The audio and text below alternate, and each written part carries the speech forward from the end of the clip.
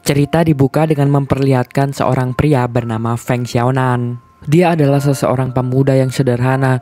Ayahnya adalah seorang petani di desa, dan dia sengaja pergi merantau ke kota untuk menggapai cita-citanya, yaitu menjadi seorang penari terkenal. Dia tergabung di salah satu komunitas penari yang cukup besar dan terkenal di kotanya. Banyak juga penari-penari berbakat yang tergabung di dalam komunitas tersebut. Setiap minggunya Feng selalu berlatih di sana dan tentunya tampil juga. Dan di komunitas juga itulah Feng jatuh hati pada seorang wanita bernama Lin Guoguo. Lin adalah seseorang wanita yang cantik. Tak hanya cantik, dia juga baik. Tapi yang lebih penting, dia sangat ahli dalam menari. Dan semua hal itulah yang membuat Feng jatuh cinta pada Lin.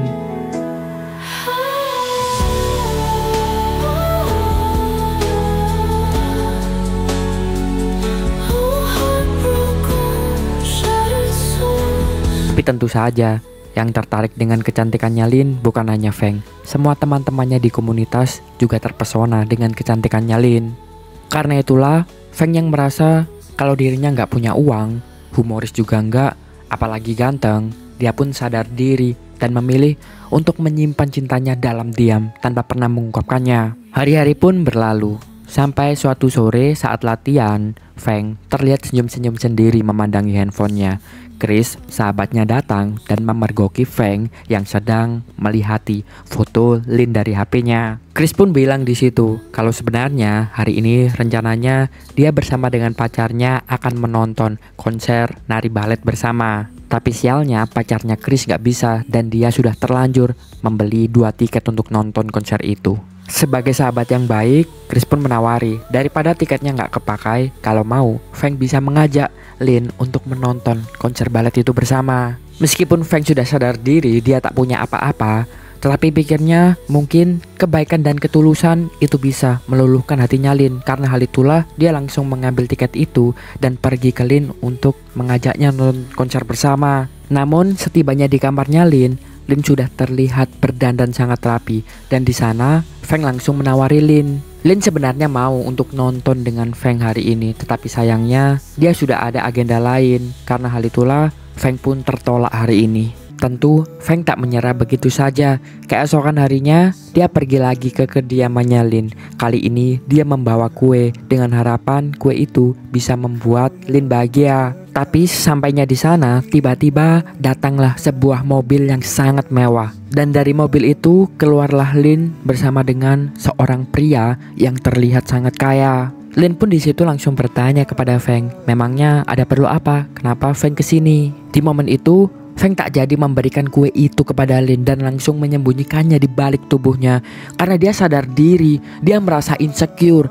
Dia pikir dia tak bisa bersaing dengan pria kaya yang ada di depannya ini. Aku sadar siapa diriku, namun bila ada sedikit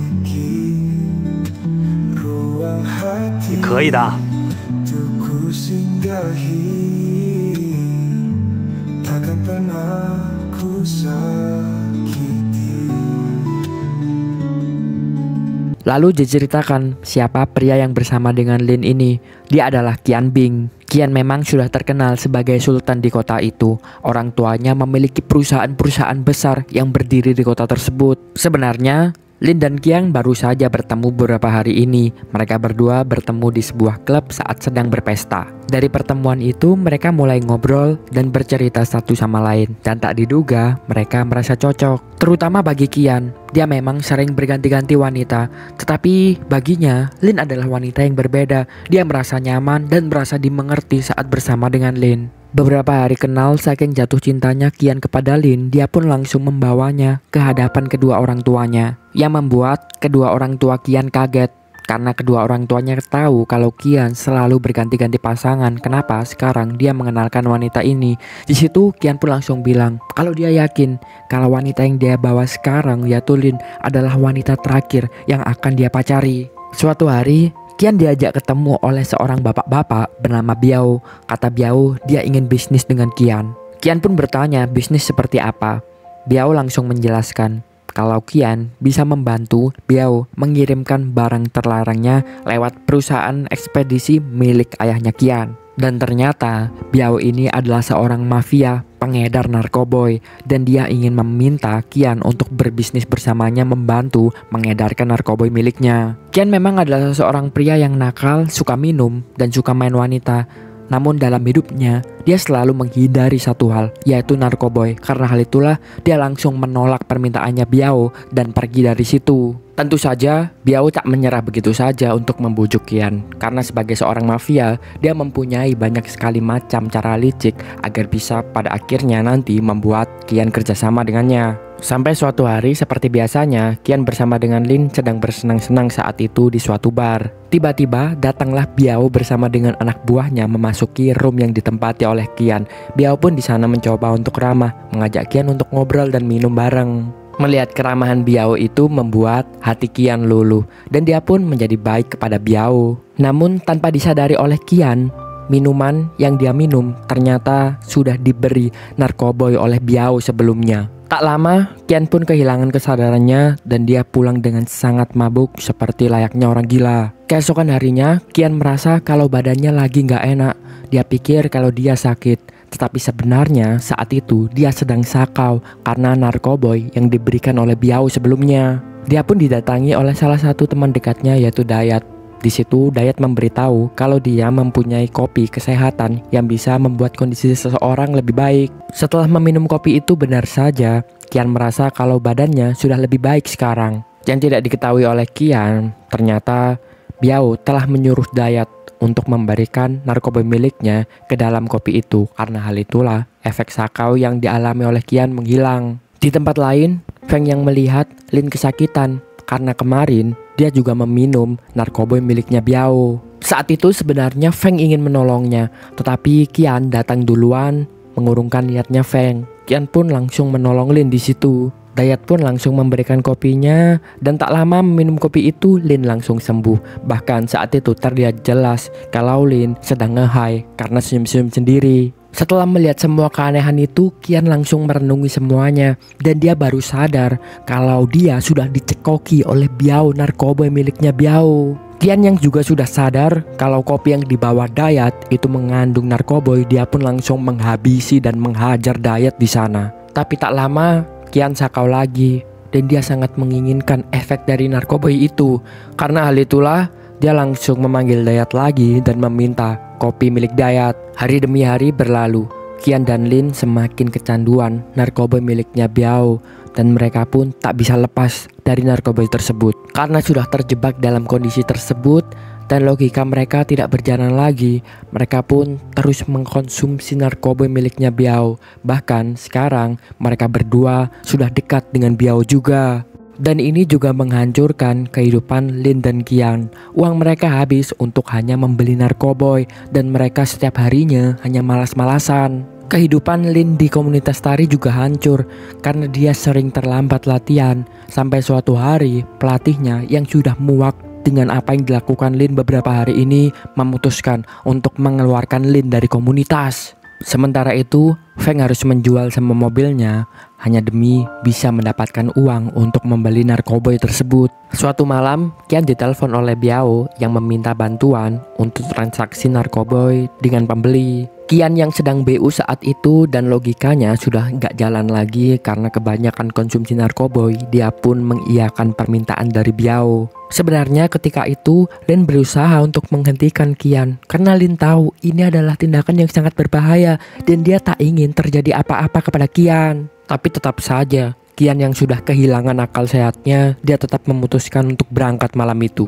Beberapa saat kemudian, Kian pun sudah tiba di tempat transaksi, namun yang tak diduga, polisi juga ada di sana dan langsung menggerebek mereka. Untungnya, Kian berhasil melarikan diri, tetapi sialnya, semua narkoboy yang telah dia bawa tadi sudah dirampas oleh polisi. Keesokan harinya, Kian pun meminta maaf kepada Biao karena kegagalan transaksi yang dia telah lakukan. Namun tentunya Biao tak bisa memaafkan Kian begitu saja karena narkoba yang telah dihilangkan oleh Kian itu harganya mencapai 20 juta dolar, dan jika Kian mau dimaafkan, dia harus mengganti rugi kerugian tersebut. Kian tak punya pilihan lain lagi.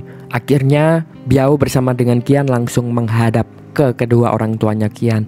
Di sana Biao meminta ganti kerugian kepada kedua orang tua Kian untuk membayar narkoba yang telah dihilangkan Kian. Di tempat lain, polisi yang telah berhasil untuk menggagalkan transaksi hari ini menemukan adanya kejanggalan. Setelah membuka semua paket narkoba yang telah mereka rampas tadi, ternyata semua paket narkobanya itu adalah barang yang palsu. Direktur kepolisian Pak Alex menduga kalau seseorang yang melaporkan terjadinya transaksi ini mungkin adalah pihak dari mafia narkoba itu sendiri, karena tak mungkin ada seseorang yang bisa mengetahui waktu dan jam yang tepat sesuai transaksi itu terjadi, apalagi setelah menemukan fakta kalau barang narkobanya adalah barang yang palsu. Tetapi Pak Alex masih belum bisa memahami apa sebenarnya tujuan dari mafia narkoba ini melaporkan transaksi itu sendiri.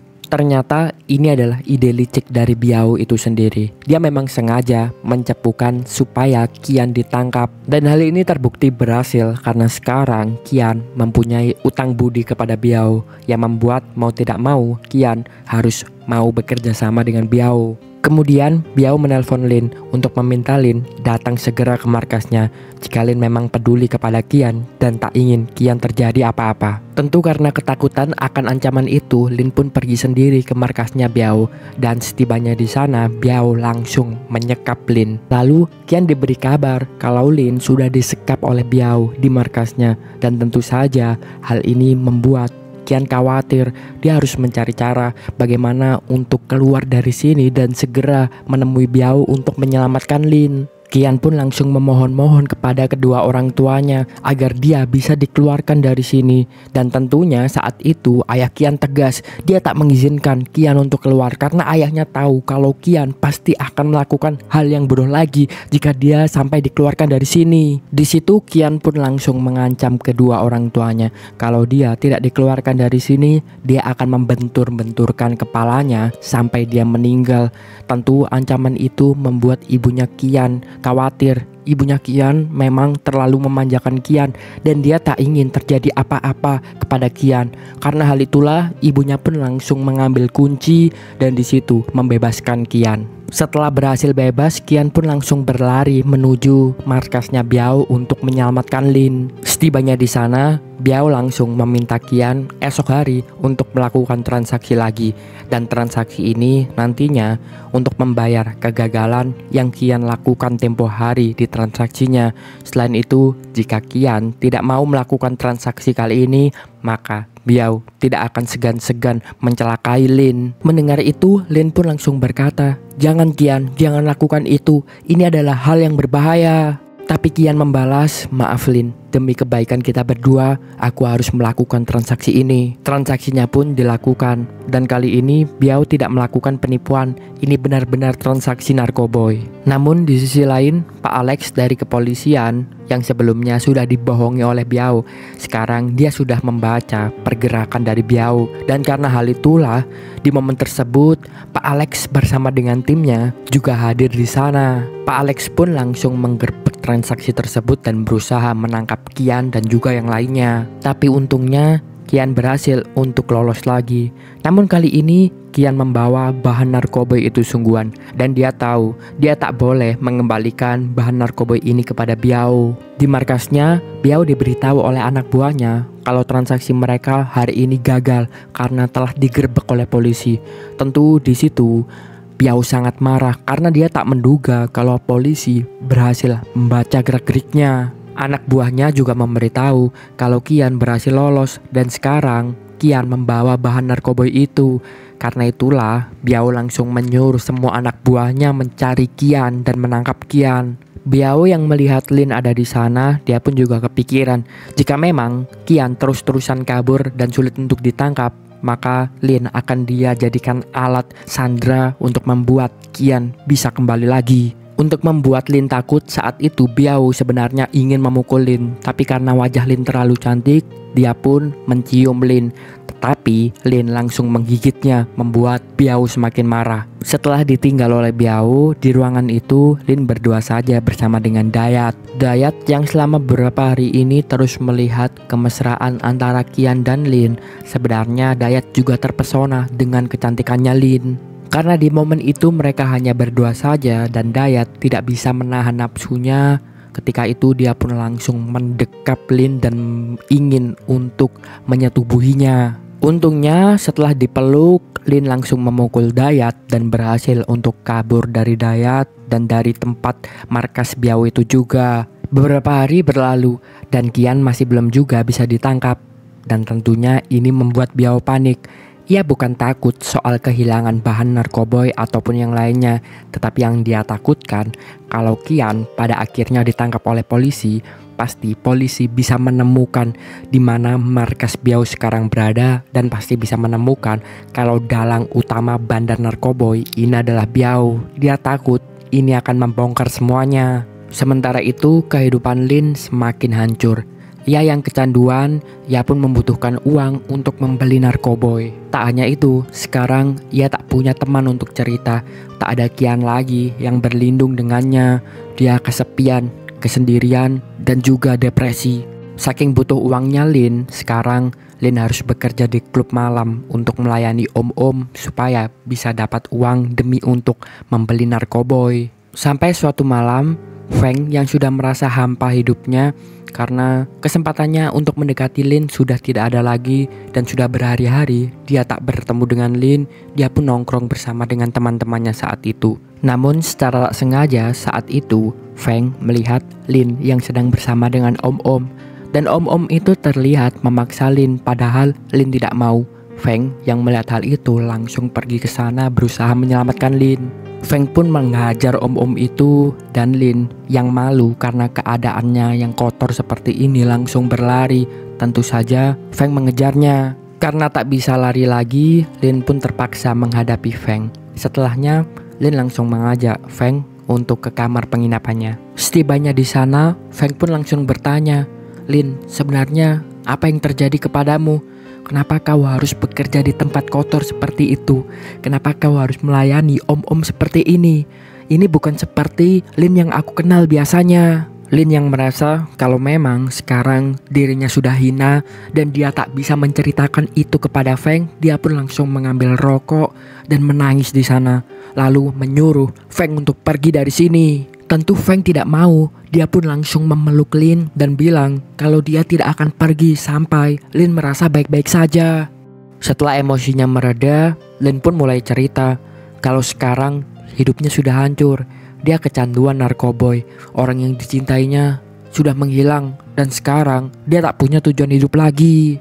Feng pun membalas kalau dia akan membantu Lin untuk memperbaiki hidupnya lagi dan dia akan menemani Lin sampai Lin sembuh. Namun Lin malah bilang kalau yang dia butuhkan sekarang adalah Feng membantunya untuk mencari pria yang dicintainya, yaitu Qian. Feng pun membalas, kenapa harus mencari pria brengsek itu? Jelas-jelas pria yang sudah membuatmu hancur seperti ini adalah Qian. Tapi Lin tetap memaksa. Dia bilang kalau dia tidak bisa hidup kalau tidak ada Qian di sisinya. Sebenarnya dalam hati Feng merasa marah karena dia selalu siap untuk berada di sisinya Lin. Namun kenapa perasaannya tak pernah berbalas? Justru orang yang selalu menghancurkan hidupnya Lin, yaitu Qian, itulah yang mendapatkan perasaan terbesar di hatinya Lin. Feng sadar kalau cinta tak bisa dipaksa dan pria yang selalu dicintai oleh Lin adalah Qian. Karena itulah Feng berkata, "Oke Lin, aku berjanji kepadamu kalau aku akan berusaha menemukan Qian." Semenjak hari itu, Feng pun terus menemani dan mendampingi Lin. Feng bahkan membawa Lin ke rumah sakit untuk merehabilitasi kecanduan narkoboynya. Hari demi hari berlalu dan dampak rehab tersebut terbukti berhasil. Sekarang Lin sudah mengurangi kecanduan narkoboynya dan dia tidak mengkonsumsi narkoboy lagi. Meskipun Feng sudah meluangkan waktunya dan berkorban begitu banyak untuk Lin tetap saja tanya kepada Feng, "Feng, apakah kau sudah menemukan Qian?" Meski kecewa mendengarnya, Feng menutupi kesedihannya dengan senyuman dan berkata, Percayalah padaku, Lin. Aku berjanji, aku akan segera menemukan Qian. Sampai suatu malam, secara tidak sengaja, akhirnya Feng bisa menemukan Qian. Tanpa banyak cincong, di situ Feng pun langsung mendatanginya dan menghajar Qian. Feng pun berkata, "Dari mana saja kau, Qian? Apakah kau tak tahu kau sudah berhasil menghancurkan kehidupannya Lin? Sebelum bertemu dirimu, Lin tidak seperti ini. Dan bisa-bisanya setelah kau menghancurkan hidupnya, kau menghilang begitu saja tanpa bertanggung jawab. Kau tahu, Qian? Selama beberapa hari ini, akulah yang membawa Lin untuk pergi di rumah sakit dan direhab. Dan kau tahu, ketika di sana, Lin terus-terusan bertanya soal dirimu. Di mana Qian? Kemana Qian? Lin sangat mencintaimu, Qian. Dan aku harap kau tidak menyia-nyiakan cintanya." Setelah mendengar itu semua, Qian hanya terduduk lemas dan membalas, "Aku sadar, Feng. Aku sudah menghancurkan kehidupannya Lin. Tetapi aku sungguh-sungguh mencintainya. Dan aku minta maaf kalau aku tidak bisa menjaga Lin untuk saat ini." Di momen itu, Qian pun terfikirkan sesuatu hal yang berbahaya, dan hal itu jika dilakukan, ini bisa menyelamatkannya dan melindungi Lin. Dan Qian sekarang juga sudah sadar kalau sekarang ada pria yang bisa membuat Lin lebih baik dan bisa menjaga Lin. Sehingga dia tak khawatir lagi seandainya terjadi apa-apa dengannya, dia bisa menitipkan Lin kepada Feng. Sebelum pergi, Qian pun berkata kepada Feng, "Maaf Feng, untuk saat ini aku belum bisa bertemu dengan Lin dulu karena harus ada sesuatu yang kulakukan. Jika nanti terjadi apa-apa padaku, aku minta tolong kau untuk menjaga Lin ya. Pastikan dia bahagia." Hari selanjutnya, Lin pun bertanya lagi kepada Feng apakah Feng sudah menemukan Qian. Di situ, Feng pun terpaksa berbohong dengan berkata kalau dia belum menemukan Qian. Dan Feng juga menepati janjinya Qian. Dia pun mengajak Lin untuk kembali lagi bergabung di komunitas tari supaya Lin bisa berkarya di sana dan kehidupannya bisa menjadi lebih baik. Sementara itu, Qian menghubungi Biao dan datang ke markasnya. Di sana dia membawa juga bahan-bahan narkoboy yang telah dibawanya lari. Qian juga bilang kalau dia ingin bergabung dengan Biao dan melakukan transaksi-transaksi jual beli juga di sana. Tentu Biao terheran-heran kenapa Qian tiba-tiba berubah 180 derajat seperti ini. Dia pun bertanya apa alasannya. Qian menjawab kalau sekarang ia membutuhkan uang lebih banyak. Dia ingin menjadi lebih kaya lagi dengan cepat. Karena hal itulah dia bergabung dengan Biao karena dia yakin kalau Biao bisa membawa kekayaan kepadanya. Untuk mengetes kepercayaannya, Biao pun langsung menginstruksikan Qian untuk melakukan transaksi lagi malam ini. Malam harinya, Qian tiba di tempat dia akan melakukan transaksi. Biao sengaja memerintahkan anak buahnya untuk memata-matai Qian karena dia ingin tahu Qian sebenarnya apakah seorang mata-mata yang menyamar atau tidak. Awalnya transaksi itu berjalan dengan lancar, sampai kemudian tiba-tiba datanglah pasukan kepolisian dan menggerbek mereka berdua. Dan kali ini polisi tidak hanya memburu mereka berdua, bahkan berniat untuk membunuh mereka. Karena hal itulah tembak-tembakan pun terjadi. Malam itu Qian hampir saja meregang nyawanya. Untungnya dia berhasil selamat dengan kabur. Keesokan harinya Qian datang ke markasnya Biao. Kali ini dia langsung memukul Biao. Dia marah karena kenapa tiba-tiba polisi datang. Pasti Biao menjebaknya lagi. Karena Qian sudah sadar dari sebelum-sebelumnya kenapa setiap dia transaksi polisi selalu ada. Tapi untuk sekarang Biao juga tidak tahu kenapa polisi lagi-lagi datang ke sana dan mengetahui lokasi transaksinya. Dia pun meminta maaf kepada Qian. Dan disinilah Biao akhirnya bisa mempercayai Qian 100%. Karena fakta kalau Qian telah mengorbankan nyawanya dan akan meninggal dunia dalam transaksi tersebut, itu sudah cukup membuat Biao benar-benar percaya kalau memang Qian berniat untuk kerjasama dengannya. Tetapi yang tidak diketahui Biao, kali ini Qianlah yang mencoba untuk menipu Biao. Jadi cerita yang sebenarnya, setelah obrolan malam itu Qian dengan Feng, Qian sadar kalau dia harus menghentikan Biao itu sendiri supaya Lin tidak dalam bahaya lagi. Karena hal tersebutlah dia langsung datang ke kantor polisi dan menyerahkan dirinya.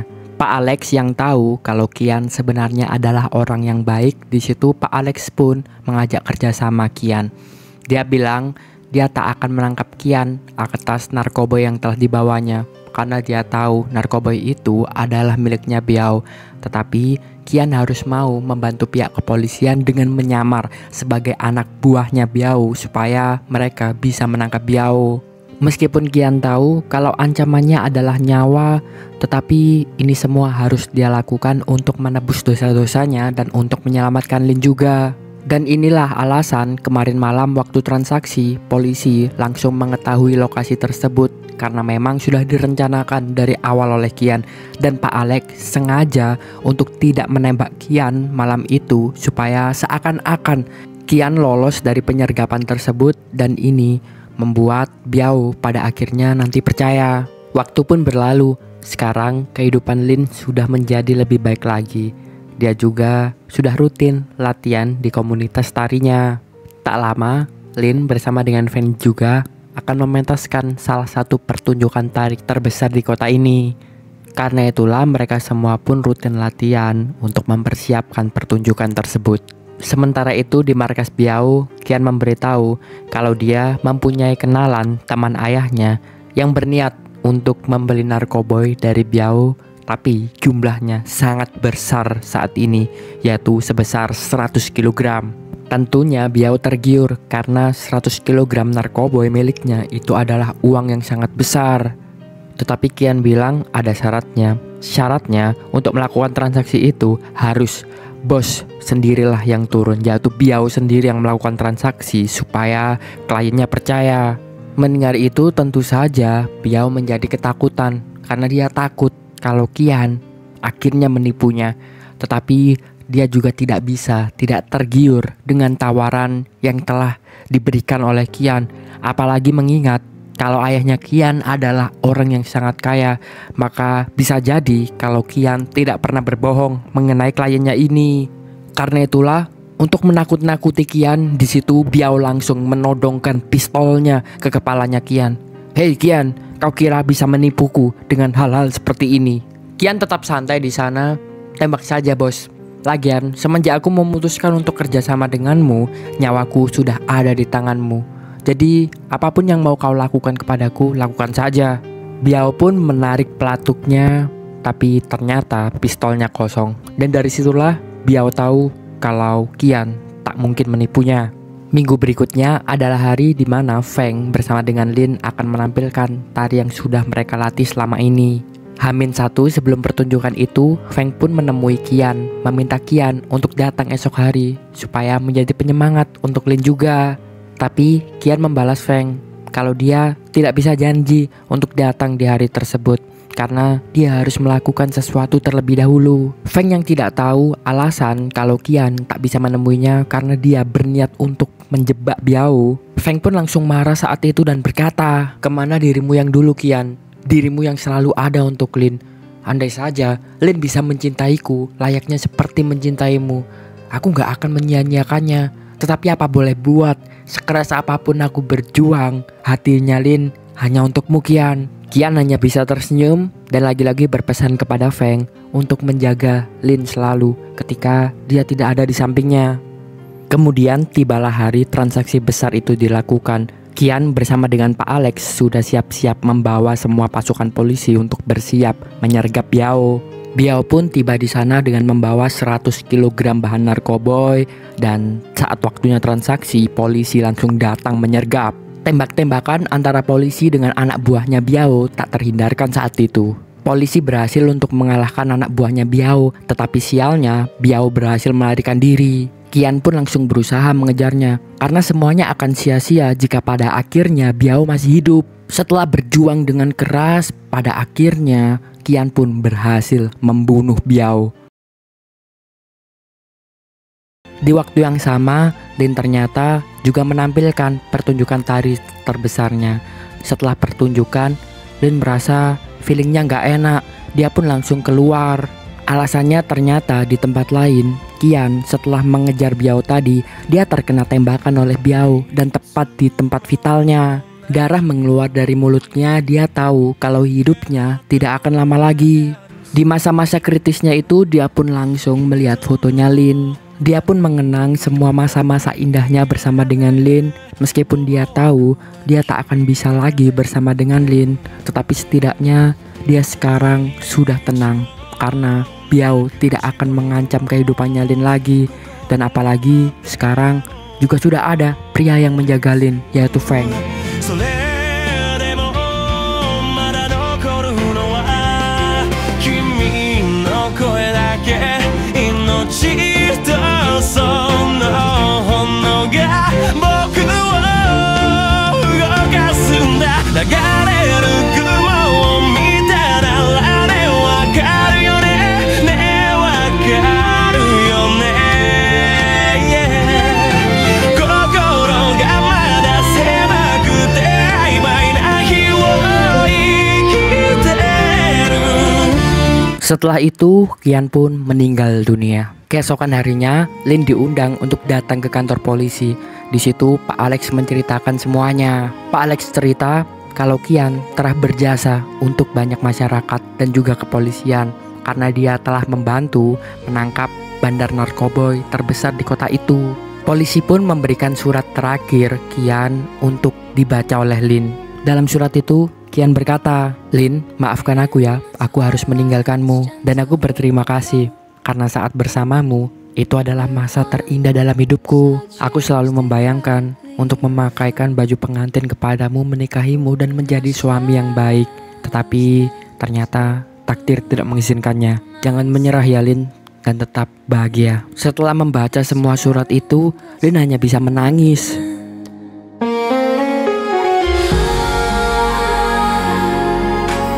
Heartbroken, shattered soul, lost within. Di akhir film diperlihatkan Lin yang bersama dengan Feng, dan itulah ending dari film ini. Terima kasih sudah menonton, jangan lupa saksikan konten selanjutnya.